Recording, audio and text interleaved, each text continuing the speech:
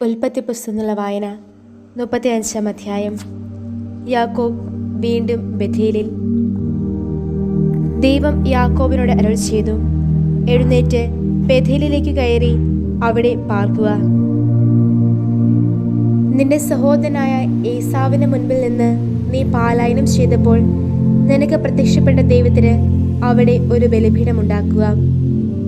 അതുകൊണ്ട് യാക്കോബ് തൻ്റെ കുടുംബത്തോടും കൂടെ ഉണ്ടായിരുന്ന എല്ലാവരോടുമായി പറഞ്ഞു, നിങ്ങളുടെ ഇടയിലുള്ള അന്യദേവന്മാരെ ദൂരെ കളയുവിൻ. നിങ്ങളെ തന്നെ ശുദ്ധീകരിക്കുവിൻ. നിങ്ങളുടെ വസ്ത്രങ്ങൾ മാറുവിൻ. നമുക്ക് എഴുന്നേറ്റ് ബഥേലിലേക്ക് കയറാം. എൻ്റെ കഷ്ടതയുടെ ദിനത്തിൽ എനിക്ക് ഉത്തരമരുളിയ ദൈവത്തിന് ഞാൻ അവിടെ ഒരു ബലിപീഠം പണിയട്ടെ. ഞാൻ പ്രയാണം ചെയ്ത വഴിയിൽ അവിടുന്ന് എന്നോട് കൂടെ ഉണ്ടായിരുന്നു.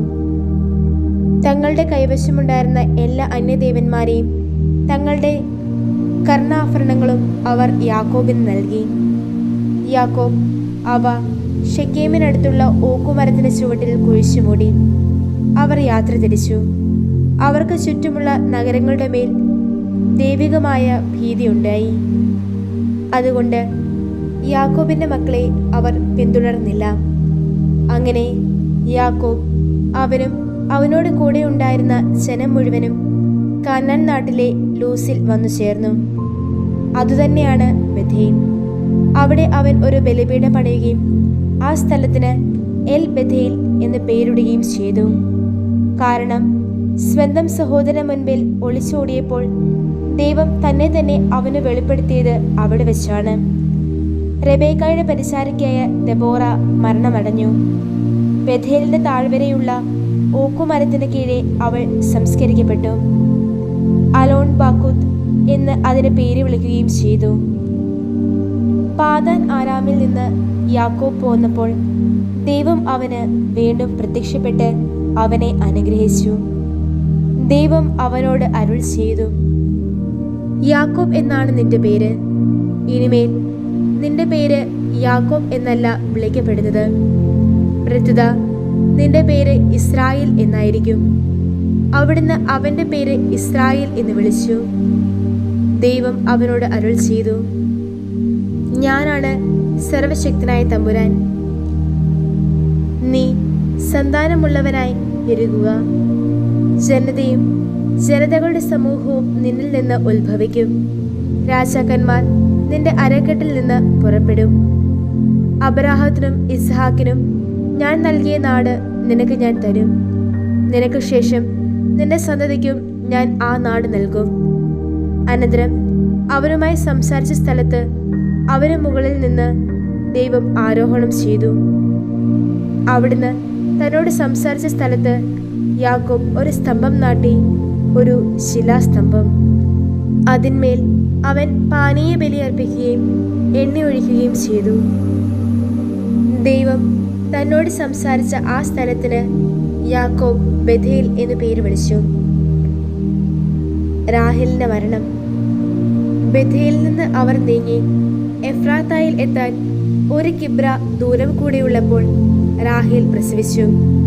അവളുടെ പ്രസവത്തിൽ അവൾ തീവ്രവേദന കൊണ്ടു.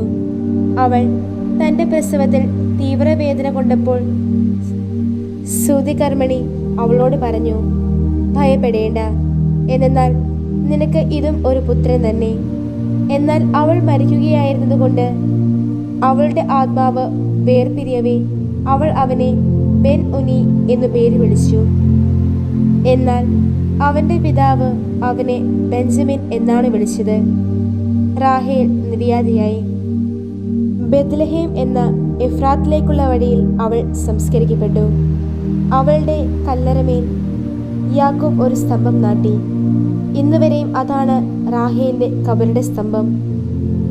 ഇസ്രായേൽ നീങ്ങി ഏദർ ഗോപുരത്തിനപ്പുറത്ത് കൂടാരമടിച്ചു. ഇസ്രായേൽ ആ നാട്ടിൽ പാർത്തിരുന്നപ്പോൾ റൂബൻ പോയി തന്റെ പിതാവിന്റെ ഉപനാരിയായ ബിൽഹായുമൊത്ത് ശയിച്ചു. ഇസ്രായേൽ അത് കേൾക്കാൻ ഇടയാകുകയും ചെയ്തു. യാക്കോബിന്റെ പുത്രന്മാർ. യാക്കോബിന് 12 പുത്രന്മാരുണ്ടായിരുന്നു. ലയായുടെ പുത്രന്മാർ യാക്കോബിന്റെ കടിഞ്ഞൂൽ പുത്രൻ രൂബൻ, ശിമിയോൻ, ലേവി, യൂദ, ഇസാക്കർ, സെബുലൂൻ. റാഹേലിന്റെ പുത്രന്മാർ ജോസഫ്, ബെഞ്ചമിൻ. റാഹേലിന്റെ പരിചാരികയായ ബിൽഹായുടെ പുത്രന്മാർ ദാൻ, നഫ്താലി. ലേയായുടെ പരിചാരികയായ സിൽഫായുടെ പുത്രന്മാർ ഗാദ്, ആശേർ.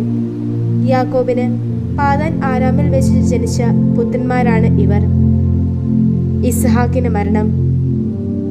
അബ്രാഹവും ഇസ്ഹാക്കും തത്കാലവാസം നടത്തിയിരുന്ന കിരിയാത്ത് അർബായിലെ മാമ്രയിൽ, അതായത് ഹെബ്രോണിൽ, തന്റെ പിതാവായ ഇസ്ഹാക്കിന്റെ അടുത്തേക്ക് യാക്കോബ് വന്നു.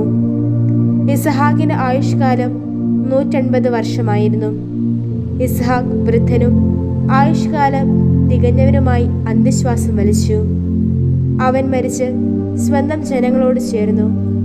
അവന്റെ മക്കളായ ഏസാവും യാക്കോബും അവനെ സംസ്കരിച്ചു.